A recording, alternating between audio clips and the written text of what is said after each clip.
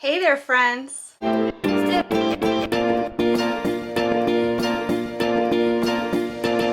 My name is Desiree, aka Momma Friendly, and I'm trying something a little different this year when it comes to our homeschooling.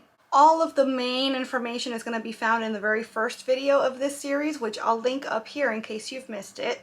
But the Cliff's Notes version is that I've been homeschooling my son his entire life. He's 9 years old and on the autism spectrum. He has nonverbal autism along with a few other medical diagnoses. My son also has a complete and absolute undying love for all things Disney, much like his mama. So this year I thought it would be fun to give our unit studies a little bit of a Disney twist. So every 2 weeks this year we're going to start a new unit study based on a Disney ride, movie, character, etc. We're going to be doing our academic work around that theme, but also at least one cooking activity and at least one art activity. So in these videos, I want to show you guys some of the things that we do to fit the theme, and I have a Pinterest board pertaining to each of the themes. And so along with every single one of these videos, there's going to be a link in the description box to that particular theme's Pinterest board.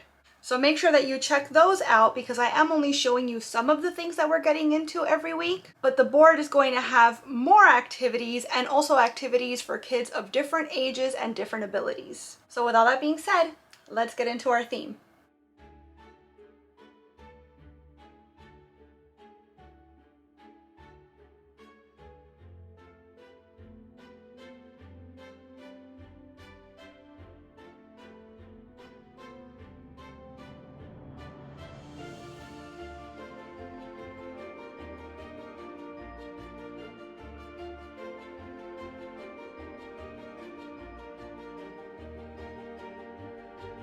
Alright pals, so I wanted to talk to you about the Turning Red themed attractions or foods or otherwise just, theming that you generally see at the parks all around the world for any given movie or characters, etc. But honestly, there's not a whole lot of Turning Red stuff out there. I have some articles that I wanted to share with you guys, so I guess I'll link them down below. I'm also going to try my best to find some stuff on YouTube so that I can show you the typical YouTube attractions, etc. that I always do for every video. The problem is that a lot of the articles I'm finding are talking about things that the parks did specifically for the movie's release. So like, for example, Disney Springs had these really cute red panda themed dome cakes, but only through March 31st. And then there was this other dessert. Again, this one's through May 31st. So again, lots of foods themed throughout all over EPCOT, Disney Springs, etc. But everything kind of had an expiration date to it. So I'm going to link these articles like I said. If you've been to the parks recently, I would love for you to let me know in the comments if any of these things are still available. Apparently, one of the cars, I guess, one of the gondolas at the Pixar Pal Around in Disney's California Adventure, which is kind of like their giant Ferris wheel, had a Turning Red motif added to it. But again, I'm not sure if this was permanent or if it was just a temporary thing to celebrate the movie coming out. I wasn't able to find any ride-throughs or any sort of recent video for this ride on YouTube to confirm one way or the other. There's a photo op at Disney's California Adventure as well, but again, this might have already gone away because I'm not sure if it was just meant for the release of the movie back in March. It's really cute though. And that's pretty much it as far as what I found. So if you've been to any of the parks, like I said, either Disney World, Disneyland, or even abroad, and you've seen any Turning Red theming, whether the food or the attractions, or maybe some sort of entertainment, I'd love for you to come back and let me know in the comments what it was that you saw and where. So in trying to figure out what recipe we should make for our Turning Red theme, I kept coming back to dumplings just because in the movie there's some really, they focus a lot on making dumplings. There's at least 2 scenes where they show them making dumplings as a family, and I thought that that would be such a great project for us to try to take on.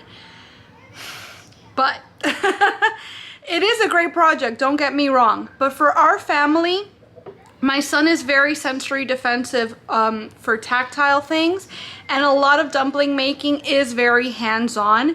And so I don't think he would enjoy it. It would be a great project for maybe other families to do, but I don't think he'd enjoy it. So what I did is that in the Pinterest board, which I have linked down below, I've included a recipe to traditional pork dumplings, and I've also included a recipe for gluten-free dumpling dough, because that's what we were going to do until I really thought about it and thought about the process and considered that I don't want to put my son through something just for a video, basically, because I know that he's not going to enjoy it as part of our homeschooling theme.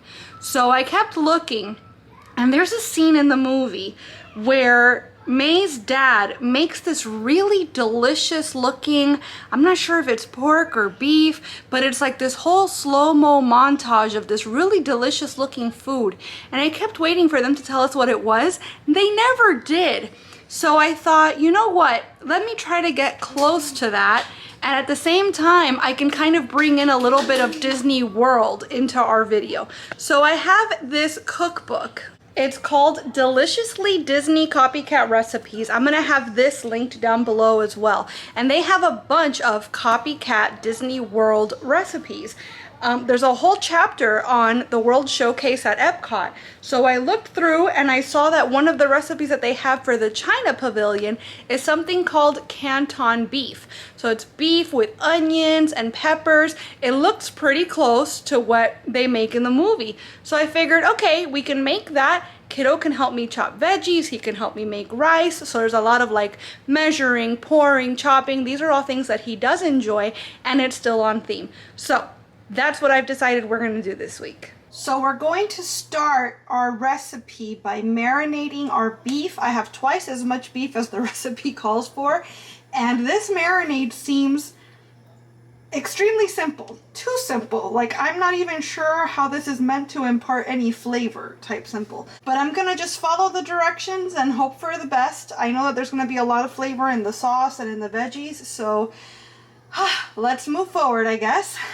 So we need 1 egg white, 4 tablespoons of water, a 1/4 teaspoon of salt, we need a 1/4 teaspoon of sugar, and we need 1 teaspoon of cornstarch. That doesn't seem enough for half of this. It's definitely not going to be enough for double, so I might double the amount of everything else. I don't know about the egg white. I'm just going to use the 1 egg white because I really don't see how it's going to do a whole lot of anything anyways. I imagine it's there to help the cornstarch stick to the meat, but we'll see. It's always, cooking is an experiment. It's not fun otherwise, so let's just kind of do our thing and see what happens. And this is just pasture raised beef round stir fry. I bought the stir fry so that it's already cut into strips.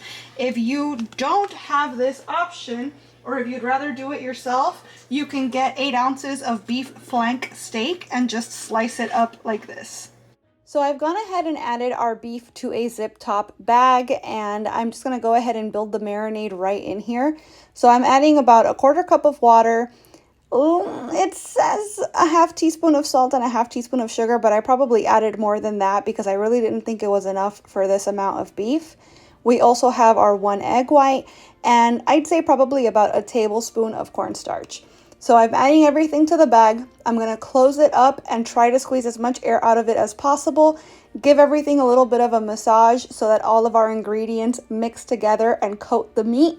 And then I'm gonna put the bag in the fridge for at least a half hour. I actually gave it about 2 full hours. When I knew that there was about 30 minutes before I was going to start cooking the beef, I began making my white rice. The way I've always done it is in a rice cooker. I add in a 1.5 cup of water to 1 cup of rice ratio, enough salt so that the water actually tastes like the ocean. And then I'm just going to close this up and press the white rice button. You could also do this on the stovetop. Just make sure you have a pot with a lid, and it's the exact same ratio, but you're going to bring the rice up to a boil, and then once it gets there, drop it down to a simmer for about 20 minutes. Next, we have the ingredients for our sauce. So you need a tablespoon of soy sauce, but I'm actually using coconut aminos. There's gluten-free soy sauce out there if you need to go that route, because there is in fact gluten in every other soy sauce out there. So 1 tablespoon of soy sauce or soy sauce alternative, a teaspoon of fish sauce, a teaspoon of wine, and it says you can use a half teaspoon of chicken base and a teaspoon of chicken stock, but what I did instead is that I just bumped up the amount of liquid for everything else. So I used more coconut aminos, more fish sauce, and more wine than they called for, as you can see. You're also going to want to use, it says a half teaspoon of sugar. Again, I probably ended up using like a tablespoon. Some white pepper to taste. I think it could have used more. Another teaspoon-ish of cornstarch, and it says a 1/4 teaspoon of sesame oil. Again, I probably used about a tablespoon. If there's one thing that I will say about this recipe is that I feel like the flavor in the end was good, but all of the flavoring elements, I ended up using way more than the recipe called for, and I still feel like it could have been more heavily flavored. So do with that what you will. Maybe just follow the recipe at first and be prepared to add more stuff to it later. I know that I ended up adding more white pepper and more fish sauce before I actually ate it. You might find it just fine as is. I like more heavily flavored or more pungent foods. The very last step of prep before we're ready to cook our dish is we're going to slice up some veggies. So my son is here with his little nylon knife. I'll actually have this link down below. It's a set of 3. He's helping me cut a green bell pepper and a red bell pepper into strips. So we're just taking the seeds out, and he's going to help me cut them into strips because I felt like that was prettier. You also need a small onion. I've got a small red onion. I'm going to cut that one myself though, because with the nylon knives, you do need to apply a little bit of downward force, and I felt like the onion was too sturdy a vegetable, for lack of a better word, and we were going to have a harder time with the nylon. So kiddo's helping me out here, and we're going to put these aside and get ready to fry up our meat.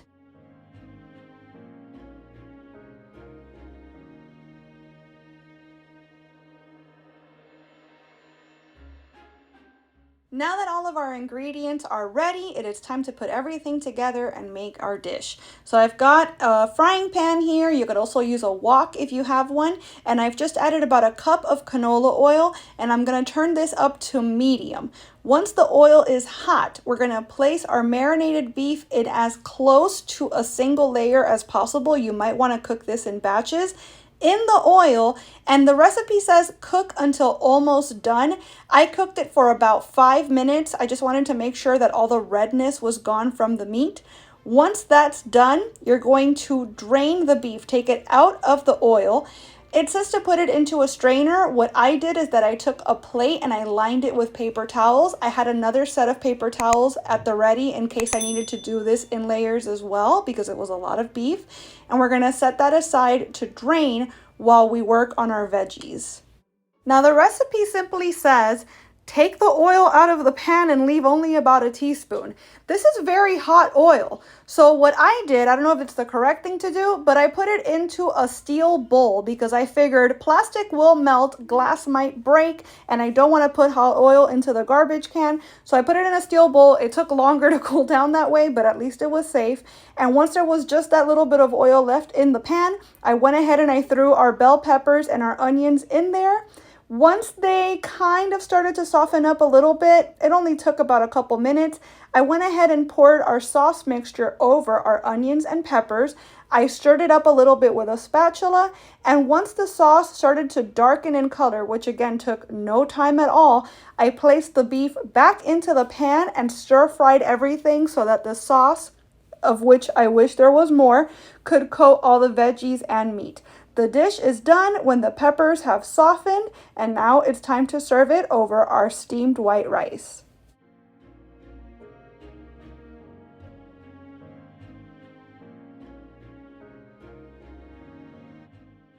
Got a new little golden book. You guys know we are obsessed with these. I'm gonna have this one linked in the description box. So cute. As far as our art project this week, this is how I came to decide on that. My son is obsessed with tie-dye. If you leave him to his own devices, he's got 3 or 4 different tie-dye shirts that we made at the start of the pandemic, and anytime that he's like told to dress himself, he will choose a tie-dye shirt 100% of the time. Problem is that since we made those tie-dye shirts so long ago, they're fitting a little tight. And while watching the movie, you can see that May and her friends decide to make some shirts and make merch so that they can raise money to go to this concert. So I thought, what a great opportunity for us to do more tie-dye and make shirts just like May and her friends do. So we're gonna try to make our own like Red Panda or Four Town shirts, but we're gonna incorporate tie-dye in there as well. And it'll be fun to see how the patterns differ from what we actually write on the shirts or draw on the shirts to the finished product once they're all unwrapped and washed. Regardless, I'm sure my son is gonna love the finished product, and I guarantee it's gonna become the new favorite things in his wardrobe. We're getting ready for our tie-dye activity with Mickey supervising, of course. So I've used this kit before for tie-dye. This is the exact same kit that we used at the beginning of the pandemic where we did some tie-dyeing just for fun. So I'm gonna have it linked down below in case you guys would like it for yourself. Yeah, we're gonna do some art with this. Okay, we're gonna open it because I want to double check on the instructions before we get going. As you can see, I've got our dining room table lined with trash bags that I've turned inside out because I have every intention of using these trash bags as trash bags later. Waste not, want not. And then I've got a bunch of shirts here for the kiddo and one for me. These are also going to be linked down below. They're just regular like Hanes white shirts. So let's double check here so we can get any preparations handled. It comes with gloves. It comes with all your rubber bands that you might need for your art. Oh, it has a drop cloth. I might use this instead of the garbage bags, or in addition to perhaps, because I really don't want to damage the dining room table. So it's got all sorts of different techniques for different designs you might want to do, which is very cool. And I know that we've got to do something with water, pre-wash fabric. Well, that's not going to happen because I just want to get this handled already. And I don't think we washed them last time we did this. So add water to dye bottle because these are all powders, and kiddos typing in the background. Use full strength for intense colors. That's definitely what we're going to do. You got to use this whole bottle within 72 hours is the only thing. So I try not to do all of them at once because there's no way we're going to use everything all at once and I don't want to waste them. So basically you fill this with water, shake to create your dye. Apply the dye to the fabric. Try not to oversaturate it. And then we're going to cover it with plastic wrap to keep it damp. Let it set for 6 to 8 hours or longer, and then cut your rubber bands if you used them. You're going to wash with the hottest water suitable for the fabric and a small amount of laundry soap. Wash and dry separately. Okay, so yeah, so pretty much we're going to mix our dye. We're going to create our designs, and then we're going to cover them. I might use... No, I have a bunch of different like supermarket bags. So I'll just use supermarket bags for each of the individual shirts so that they're not together. And then in about 8 hours, I will wash the shirts and I'll come back and show you guys the final results.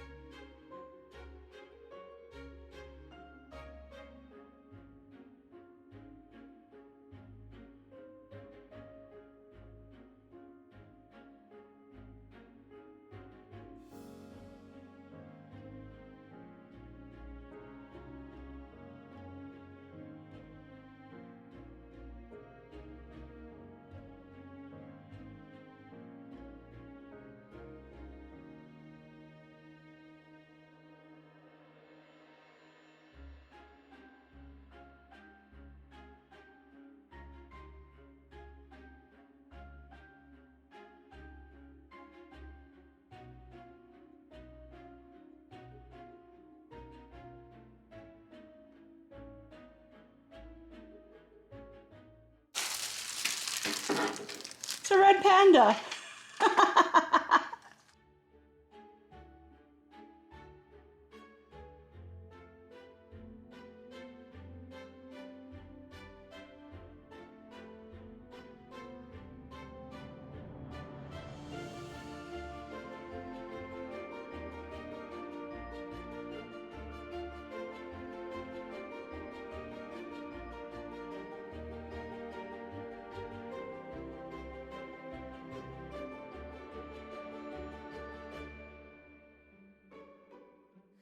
Alright friends, so here is the finished result of my shirt. I came up with a lot of white. I thought that I had put more dye on it than I guess I actually did, but here is one of my son's shirts. This is actually the one that I drew the red panda on. So this is how it turned out once the tie-dye was complete. And then he actually has two shirts that are almost identical, that are just a rainbow print, but the other one, the pattern goes horizontally. And he's wearing the fourth one today, which actually looks a lot like this one, except his is blue and black instead of pink and black.